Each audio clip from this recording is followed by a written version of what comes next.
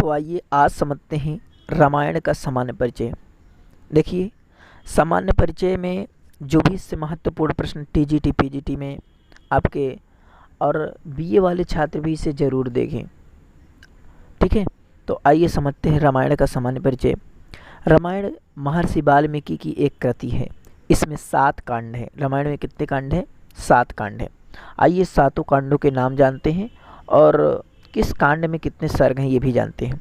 तो पहले है आपका बालकांड, ये आप क्रम से याद कीजिए। बालकांड, इसके बाद दूसरा अयोध्या कांड, फिर आरण्य कांड, फिर चौथा आपका किष्किंधा कांड, पांचवा आपका सुंदर कांड, छठवां आपका युद्ध कांड और युद्ध कांड को लंका कांड भी कहते हैं। ये आप नाम जाने रहना, क्योंकि कभी कभी पूछ लेता है कि किस कांड को युद्ध कांड और लंका कांड कहते हैं। ठीक है, फिर आपका आता है उत्तर कांड। देखिए, अब जान लेते हैं इनमें कितने सर्ग हैं। तो आपका बाल कांड जो है, बाल कांड में आपके 77 सर्ग हैं। अयोध्या कांड में 119 सर्ग हैं। इसके बाद आता है आपका आरण्य कांड जिसमें 75 सर्ग हैं। फिर चौथा नंबर आपका किष्किंधा कांड जिसमें 67 सर्ग हैं और सुंदर कांड में 68 सर्ग हैं। युद्ध कांड में 128 सर्ग हैं। तो इसमें सबसे बड़ा युद्ध कांड है जिसमें 128 सर्ग हैं। युद्ध कांड को लंका कांड भी कहते हैं। उत्तर कांड में 111 सर्ग हैं। कितने हैं? उत्तर कांड में जो है 111 सर्ग हैं। तो कुल सर्ग की संख्या हुई 645। जब आप इन्हें पूरा काउंट करेंगे, इन्हें पूरा जोड़ेंगे तो 645 हुई। आगे बात करते हैं। इसमें रामायण में 24,000 श्लोक हैं, अतः इसे चतुर्विंशति साहस्री संहिता भी कहते हैं। रामायण में मुख्यतः अनुष्टुप छंद, अनुष्टुप श्लोक छंद है। गायत्री मंत्र में 24 वर्ण होते हैं, अतः यह मान्यता है कि इसको आधार मानकर रामायण में 24,000 श्लोक लिखे गए हैं। देखिए, प्रत्येक 1000 श्लोकों के बाद गायत्री मंत्र के नए वर्ण से नया श्लोक प्रारंभ होता है। संस्कृत साहित्य में इतिहास संज्ञक 2 ग्रंथ प्राप्त होते हैं, एक रामायण और दूसरा महाभारत। ये आप नोट करते जाइए, अपना नोट्स बनाते जाइए। रामायण और महाभारत दोनों महाकाव्य के रूप में प्रसिद्ध हैं। तो ये क्या है? रामायण और महाभारत एक महाकाव्य है। वाल्मीकि कृत रामायण आदि काव्य है। यह संस्कृत वाङ्मय में प्राप्त राम कथाओं के अतिरिक्त संसार के अनेक राम कथाओं जैसे अध्यात्म रामायण, अद्भुत रामायण और कादम्ब रामायण आदि राम विषयक काव्यों का मूल उपजीव्य स्वीकार किया जा सकता है। राजशेखर ने काव्य मीमांसा में इतिहास के 2 भेद किए हैं, एक परिक्रिया और एक पुराकल्प। परिक्रिया इतिहास का एक नायक से समृद्ध है, पूरा और जो है पुराकल्प कल्पात्मक इतिहास अनेक नायकों से समृद्ध होता है। इस प्रकार रामायण केवल एक नायक विषयक होने से परिक्रियात्मक इतिहास स्वीकार किया जा सकता है, और जो आपका महाभारत है, महाभारत में अनेक नायक संबंधित कथाएं होने से उसे पूरा कल्पात्मक इतिहास माना जाना चाहिए। वेदों के बाद सर्वप्रथम अनुष्टुप वाणी का प्रवर्तन आदि काव्य रामायण में ही होता है। ऋषि वाल्मीकि के द्वारा विरचित होने के कारण इसे आर्ष काव्य भी कहा जाता है। एक वाल्मीकि ऋषि हैं जिनके विरचित होने के कारण इन्हें आर्ष काव्य भी कहा जाता है। वाल्मीकि ने नारद से राम का वृत्तांत सुना था। किसने? वाल्मीकि जो थे वो क्योंकि वाल्मीकि की रचना रामायण है ना, तो वाल्मीकि नारद जी से राम का वृत्तांत सुना, जो रामायण के बालकांड का प्रथम सर्ग है, जिसे मूल रामायण भी कहा जाता है। अब आपसे एक प्रश्न ये बना कि मूल रामायण किसे कहा जाता है? तो मूल रामायण जो है बालकांड को कहा जाता है। ऐसा प्रश्न बनता है कि मूल रामायण किसे कहते हैं? तो मूल रामायण जो है आपका बालकांड को कहा जाता है। आगे आप प्रश्न देखेंगे कि वाल्मीकि के समकालीन थे, अतः उन्होंने राम के चरित्र को काव्यबद्ध किया। जो वाल्मीकि थे तो वो राम के समकालीन थे। ठीक है, अतः वाल्मीकि ने राम के चरित्र को काव्यबद्ध किया, लिखा। ब्रह्मा की आज्ञा से वाल्मीकि ऋषि ने रामायण को रचा। और इसमें देखिए एक संस्कृत श्लोकबद्ध है जिसे हम पढ़ते हैं कि नाते वाग्नता काव्ये कदाचिदत्रे भविष्यति कुरु राम कथां पुण्यां श्लोकबद्ध्यां मनोरमाम्।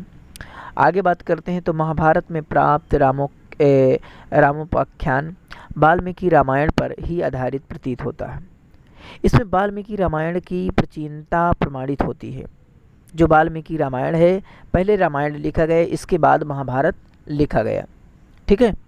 अब देखिए, महाभारत के खिल भाग हरिवंश पुराण में रामायण महाकाव्य को लक्षित करके नाटक रचने का उल्लेख मिलता है। रामायणम महाकाव्य मुच्छिष्य नाटकम कृतम। ठीक है। स्कंद महापुराण में रामायण महात्मा, पद्म पुराण के पाताल खंड में राम कथा, अग्नि पुराण का रामायण सार और गरुड़ पुराण के पूर्व खंड में रामायण सार का वर्णन और भागवत पुराण तथा बृहद धर्म पुराण में राम विषयक आख्यान आदि कवि वाल्मीकि रचित रामायण से आविर्भूत हुए हैं। आगे बात करते हैं तो यह सनातन काव्य बीज होने से परवर्ती काव्यों का उपजीव्य है। काव्य बीजम सनातनम। रामायण ने अपने को वेदों का उपग्रहण करने वाला बतलाया है। सातु मेधाविनो दृष्टवा वेदेषु परिनिष्ठतो वेदोपप्रहरणार्थाय तावग्राह्यते प्रभु। रामायण का महत्व एक शास्त्रीय ग्रंथ के रूप में भी अंगीकार किया जा सकता है। कथाओं के मध्य मध्य में धर्मशास्त्री, नीतिशास्त्री तथा राजनीतिक विषयक श्लोक आए हैं जिनमें शास्त्रीयता दृष्टिगत होती है। बालकांड में विश्वामित्र के साथ रहने वाले साधु महात्मा पितृदेवताओं का तर्पण करके अग्निहोत्र करने के पश्चात अमृत के समान हविष्य का भक्षण करते थे। इतिहास पुराण को भी पंचम वेद की संज्ञा प्राप्त है। इतिहास पुराणाम पंचम वेदानाम वेदा। रामायण महाकाव्य में राम धीरोदात्त क्षत्रिय नायक थे। राम जो थे तो वो क्षत्रिय वंश के थे और वो धीरोदात्त नायक थे। रामायण में तपः स्वाध्याय निरतम तपस्वी वागिवदाम वरम इत्यादि चरणात्मक पद में वस्तु निर्देशात्मक मंगलाचरण है। सर्गांत में छंद परिवर्तन की परंपरा का निर्वाह रामायण में सर्वत्र किया गया है। रामायण के प्रायः सभी रसों का वर्णन आया है, परंतु करुण रस प्रधान है रामायण में। बुद्धचरित में अश्वघोष वाल्मीकि का नाम लेकर उन्हें प्रथम अनुष्टुप छंद का रचयिता स्वीकार करते हैं। वाल्मीकि किरादो चसर्ज पद्यम बुद्धचरितम। अब देखिए, रामायण की जो विषय वस्तु है, यानी कि बाल कांड में आपके 77 सर्ग हैं। तो बाल कांड में क्या क्या घटना हुई, ये प्रश्न पूछे जाते हैं। तो बाल कांड के आरंभ के 4 सर्गों में रामायण की रचना की पूर्व पीठिका दी गई है। नारद ने महर्षि वाल्मीकि को राम कथा सुनाई है। कौनचोद की घटना, अयोध्यापुरी का वर्णन, ऋषि श्रृंग तथा शांता के विवाह का वर्णन, ये सब जो है आपका बाल कांड में मिलता है। ऐसे प्रश्न पूछे जाएंगे। दशरथ द्वारा अश्वमेध यज्ञ किस कांड में है, तो आपका बाल कांड में है। ठीक है, ऐसे प्रश्न पूछे जाते हैं। ऋषि श्रृंग द्वारा दशरथ का पुत्रेष्ठ यज्ञ कराया गया बाल कांड में। श्री राम अवतार, भरत, लक्ष्मण तथा शत्रुघ्न का जन्म बाल कांड में। ताड़का वध, विश्वामित्र के यज्ञ की रक्षा बाल कांड में। गंगा से कार्तिकेय की उत्पत्ति का प्रसंग बाल कांड में। सागर के पुत्रों की उत्पत्ति तथा यज्ञ की तैयारी, भागीरथी की तपस्या, गंगा अवतरण, मिथिलागमन, अहिल्या का उद्धार। देखिए, ये आया था एक बार प्रश्न में कि अहिल्या का उद्धार किस कांड में, तो बाल कांड में। त्रिशंकु का यज्ञ, श्री राम द्वारा धनुर्भंग यानी धनुष को नष्ट करना। श्री राम आदि चारों भाइयों का विवाह। वामनावतार, सागर मंथन वर्णन। अब देखते हैं अयोध्या कांड। अयोध्या कांड में 119 सर्ग हैं।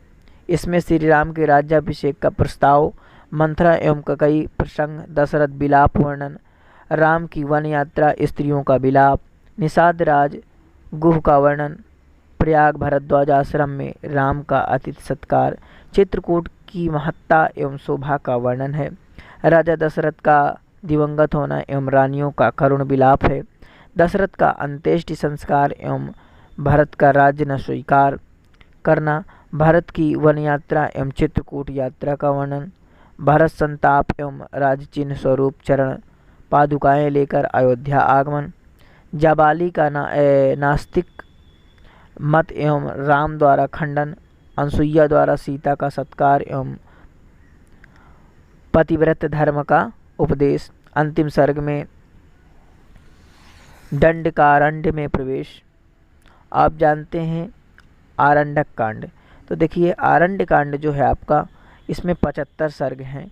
इसमें राम लक्ष्मण सीता का दंडकारण्य में निवास होता है, पंचवटी निवास, विराध आदि राक्षसों का वध, तूष्ण एवं अगस्त्य आश्रम में राम आदि के जाने का वर्णन है। और आपको बता दें कि पंपा सरोवर, जो पंपा सरोवर है ना, एक जगह है, तो वहाँ पर पश्चाप सरतीर्थ एवं मांडकरणी मुनि की कथा है। पंचवटी में लक्ष्मण द्वारा सुंदर पर्णकुटी पर्णशाला का निर्माण है। हेमंत ऋतु का वर्णन है। शूर्पणखा का वर्णन एवं लक्ष्मण उसके नाक कान काट लेना। खरदूषण सहित 14 सहस्त्र राक्षसों का वध। तीसरा का वध, रावण द्वारा छल से सीता हरण, रावण द्वारा जटायु की हत्या, राम का करुण विलाप, राम की कबंध से भेंट तथा उसके द्वारा सुग्रीव से मैत्री करने का परामर्श। आप देखिए चौथा जो है आपका किष्किंधा कांड, इसमें 67 सर्ग हैं। तो इसमें पंपा सरोवर के वसंत ऋतु दर्शन से श्री राम की व्याकुलता, हनुमान द्वारा राम और सुग्रीव की मैत्री कराना, राम द्वारा बाली का वध, तारा का विलाप, सुग्रीव तथा अंगद का राज्याभिषेक, राम का प्रसव वर्ण, पर्वत पर चातु मार्स यापन, ठीक है, और वर्षा ऋतु वर्णन, संपाति कथा, जाम्बवान द्वारा हनुमान का उद्बोधन। सुंदरकांड में आपके 68 सर्ग हैं। और इसमें देखिए क्या बताया गया है कि हनुमान द्वारा सागर लांघ कर लंका में प्रवेश होता है, सीता की खोज होती है, अशोक वन में सीता का दर्शन हो जाता है, अंगुलीयक वृत्तांत अंगूठी का वर्णन, ये जो है आपका सुंदरकांड में होता है। अशोक वाटिका विध्वंस, अक्षय कुमार वध एवं हनुमान का बंदी होकर रावण सभा में जाना, विभीषण द्वारा दूत वध निषेध तथा हनुमान की पूंछ में आग लगाना तथा लंका दहन, हनुमान का लौटना तथा वानरों का मधुवन घर्षण, राम को हनुमान द्वारा सीता की चूड़ामणि दिया जाना तथा सीता का वृत्तांत सुनना। इस कांड को सुंदर कहे जाने का कारण नायक और नायिका दोनों को संकट के विषम काल में शुभ समाचार प्राप्त होता है। इस कारण से इसे सुंदर कांड कहते हैं, क्योंकि जो नायक और नायिका, जैसे नायक राम और नायिका सीता हैं, उन दोनों को शुभ समाचार प्राप्त होता है। इस कारण से इसे जो है हम सुंदर कांड कहते हैं। हनुमान इस कांड के नायक है। सुंदर कांड के नायक पूछ लेता है कि सुंदर कांड के नायक कौन है, तो सुंदर कांड के नायक हनुमान हैं। उनके सुंदर कार्यों के कारण इस कांड का नाम सुंदर कांड पड़ा है। अन्य कांडों से अधिक काव्यात्मक होने से भी इसे सुंदर कांड कहा जाता है। युद्ध कांड जो सबसे बड़ा है, युद्ध कांड को लंका कांड भी कहते हैं। इसमें 128 सर्ग हैं। राम द्वारा हनुमान प्रशंसा, श्री राम के साथ वानर सेना का प्रस्थान, समुद्र तट पर पड़ाव, समुद्र से प्रार्थना, सेतु निर्माण, राम और रावण के बीच युद्ध का वर्णन, सभी कांडों की अपेक्षा सबसे बड़ा कांड है यह जो है आपका सबसे बड़ा कांड है। रावण को सभा में मंत्रणा, विभीषण परित्याग, विभीषण का राम की शरण में आना, राम द्वारा गुप्तचर प्रयोग, अंगद दूत बनकर रावण के पास जाते हैं। कुंभकर्ण को जगाना, कुंभकर्ण वध हो जाता है। ब्रह्मास्त्र का प्रयोग, माया सीता का वध देखकर राम की मूर्छा, शक्ति से लक्ष्मण को मूर्छा और संजीवनी बूटी से मूर्छा की समाप्ति। राम द्वारा सूर्य पूजा सर्ग 105 में है। राम जो है सूर्य की पूजा करते हैं सर्ग 105 में। रावण का वध होता है इसी सर्ग में। विभीषण का राज्याभिषेक होता है। सीता की अग्नि परीक्षा इसी सर्ग में ली जाती है। ब्रह्मा द्वारा राम की स्तुति की जाती है। सीता सहित राम का अयोध्या लौटना और राम का राज्याभिषेक और प्रजापालन। नोट देखिए, पश्चाताप विद्वानों का मत है कि रामायण की यही समाप्ति की गई है। उत्तरकांड प्रक्षिप्त है यानी छिपा हुआ। तो देखिए उत्तरकांड का भी जान लेते हैं क्या चीज़ है। तो उत्तरकांड में 111 सर्ग हैं। बालकांड के समान ही अनेक इतिहास पुराणात्मक आख्यान हैं। राम द्वारा प्रश्न पूछे जाने पर अगस्त्य ऋषि रावण के वंश की कथा सुनाते हैं। अगस्त्य ऋषि पुनः हनुमान की कथा भी कहते हैं। सीता का परित्याग हो जाता है। राजा नग, उर्वशी, वशिष्ठ, ययाति के आख्यान हैं।